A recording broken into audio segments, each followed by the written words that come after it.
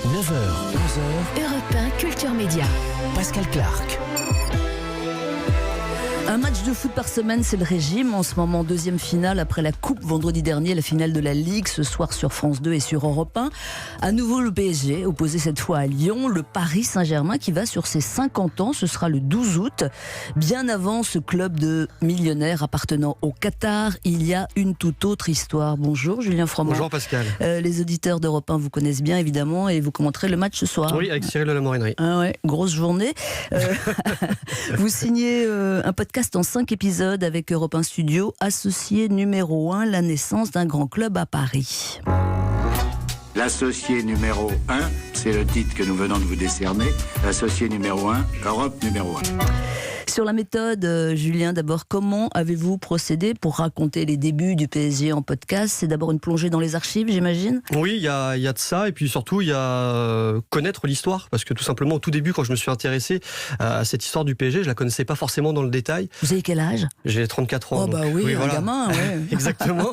Moi, je suis plus génération 90, et en fait, c'est en discutant avec des membres de la communication du PSG qui me parlaient justement des festivités pour le 50e anniversaire, qui m'ont dit, Europe 1 a une histoire avec nous, quoi. Et là, je fais, d'accord, ok, très bien. Du coup, je suis allé me plonger un petit peu dans les livres et j'ai vu en effet que Europe 1 avait participé activement à la création d'un grand club à Paris qui au début était le Paris Football Club et qui après est devenu le Paris Saint-Germain. Voilà, alors effectivement, se plonger dans les archives, apprendre des choses, rencontrer des témoins. L'histoire du PSG, Julien Froment, c'est d'abord l'histoire d'une anomalie, c'est-à-dire qu'on est à la fin des années 60 à Paris.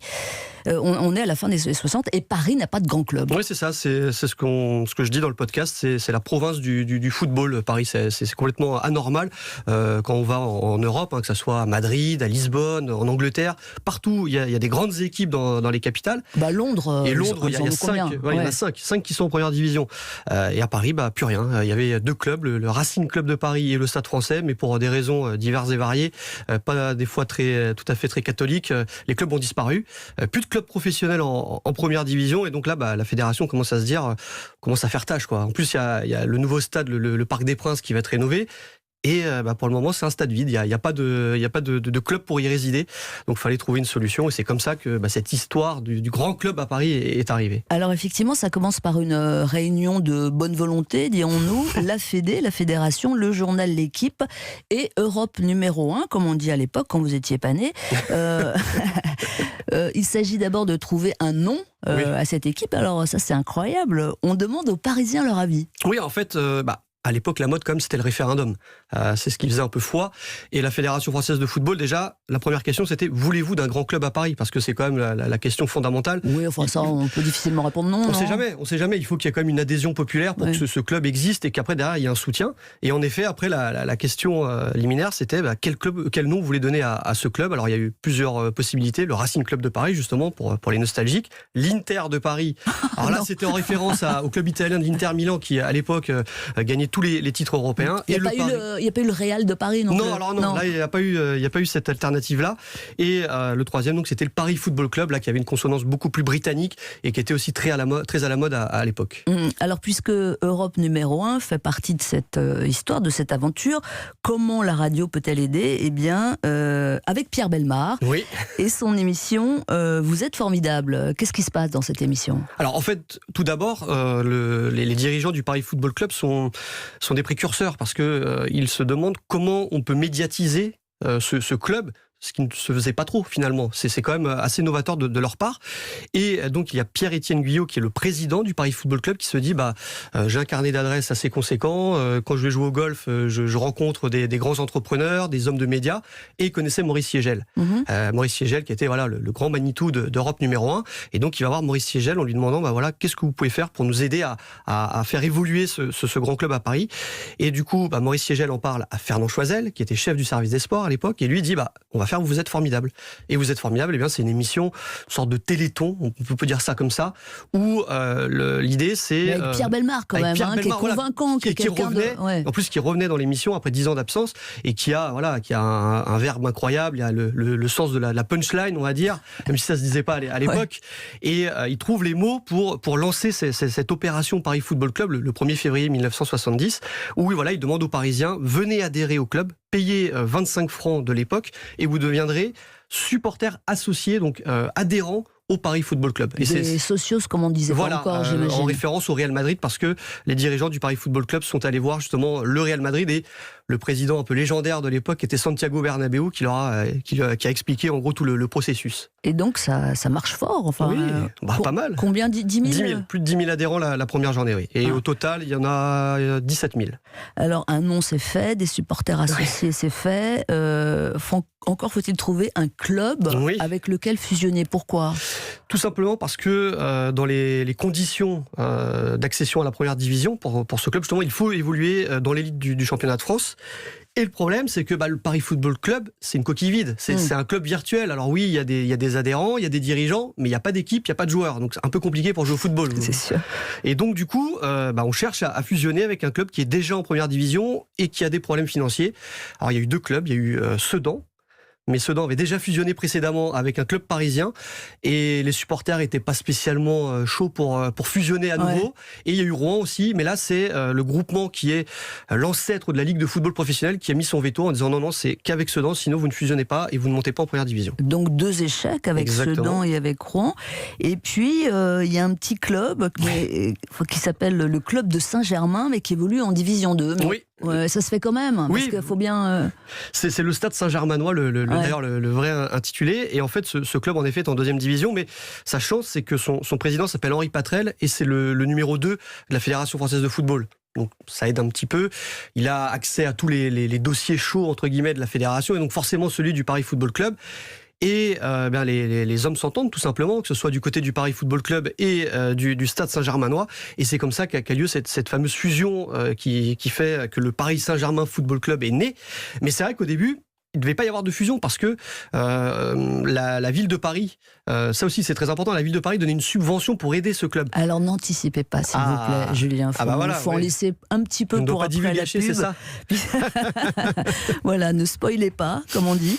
Le Paris Saint-Germain est né en 1970, mais il y a encore beaucoup de péripéties. Nous sommes avec Julien Froment ce matin sur Europe 1 pour sa série de podcasts sur le PSG. À tout de suite. Clark. La suite de l'histoire du PSG telle qu'elle vous est racontée sous forme de podcast par Julien Froment avec le studio Europe 1, eh bien ce sont effectivement des relations difficiles avec la ville. Julien, on ne va pas tout développer ici, d'abord parce qu'on n'a pas le temps et puis parce qu'il faut écouter votre travail. Le club se retrouve en 3e division et puis en 73 surgit un homme important dans l'histoire du club. C'est un homme d'affaires, il s'appelle Daniel Echter. Que vient-il faire dans cette histoire ?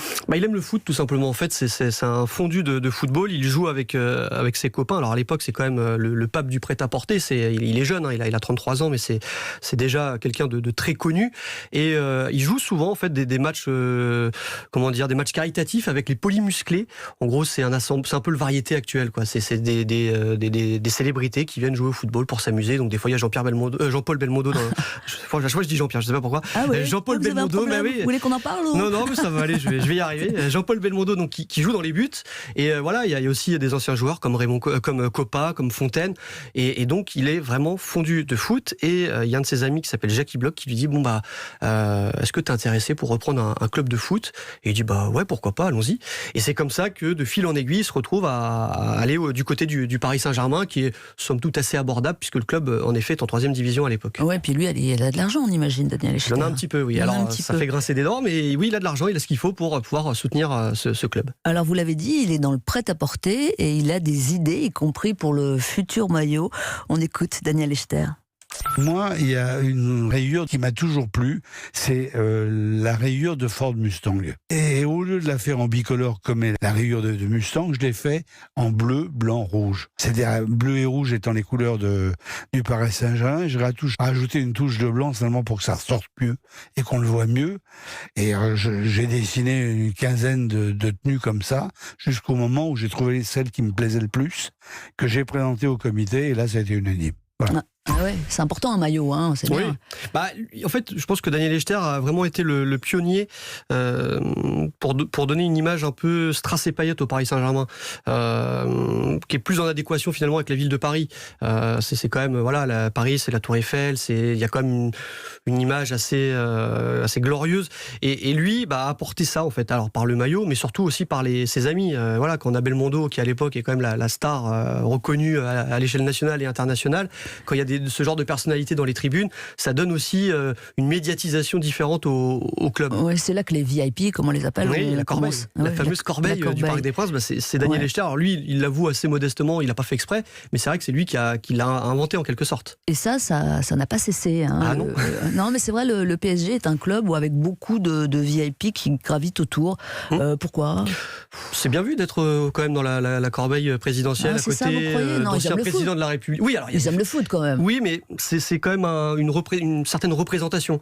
Quand on est à côté, par exemple, d'un ancien président de la République, ou même du président du Paris Saint-Germain qui a 1001 casquettes, on est bien vu. On sait qu'on va être photographié, qu'on va peut-être apparaître le lendemain dans les journaux, dans la presse people.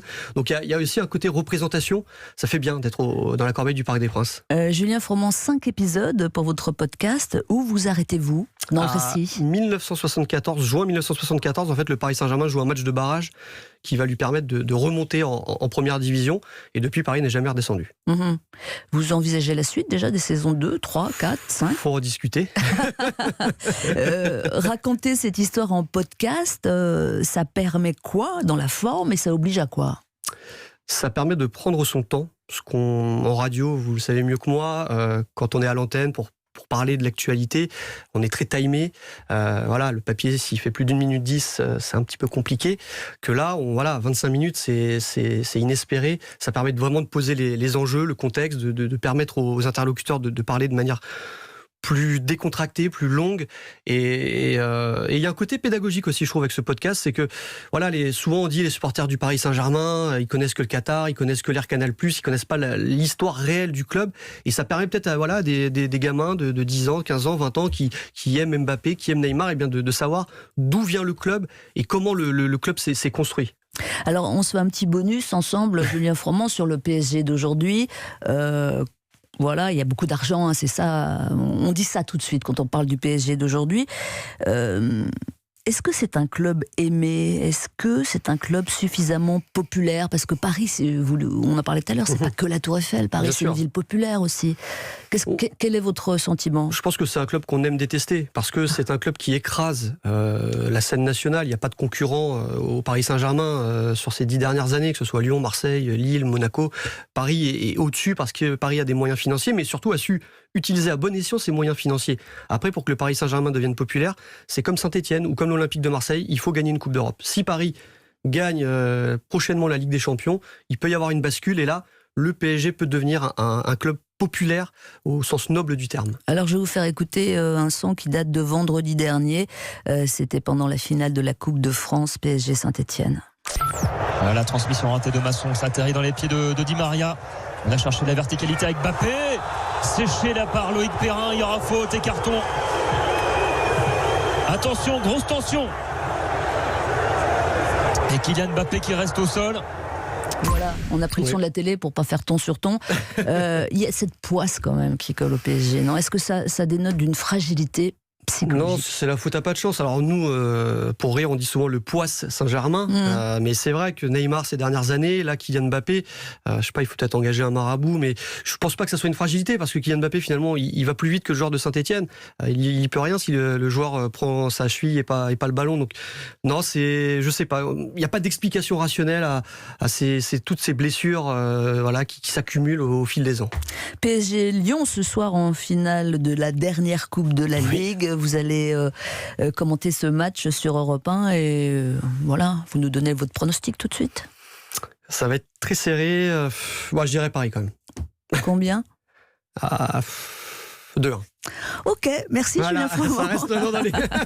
Associé numéro 1 à votre podcast d'Europe 1 Studio à écouter. 2 épisodes sont déjà en ligne. Merci beaucoup. Merci à vous. À suivre le journaliste musical Christophe.